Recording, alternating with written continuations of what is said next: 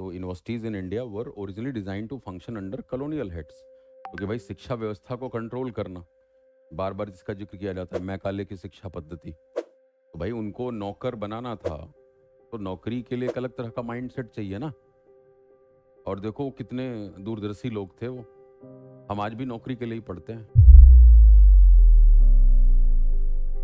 आज़ादी कितने सालों के बाद, तो क्या हम आज़ाद हुए? और ये फंक्शन होता है, इसीलिए कहा जाता है कि जब किसी को गुलाम बनाना हो ना तो दिमागी रूप से गुलाम बना लो। अपन लोग पढ़ाई के लिए पढ़ाई करते ही नहीं, बहुत कम नंबर हैं जहाँ पढ़ाई के लिए पढ़ाई होती हो।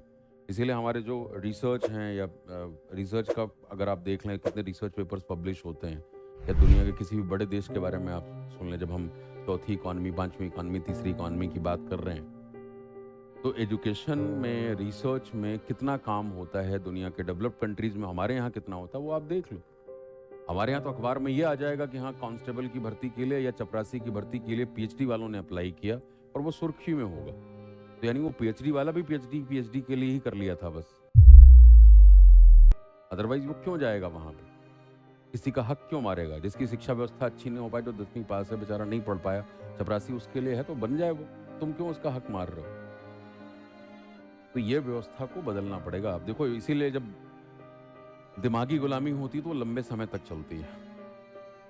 उनको तो कॉलोनियल हेड्स के अंडर लेके आना ही था, क्योंकि व्यवस्था उस तरह की हो, इंडिपेंडेंट थिंकिंग ना हो, कैसे वो कंट्रोल करेंगे आपको?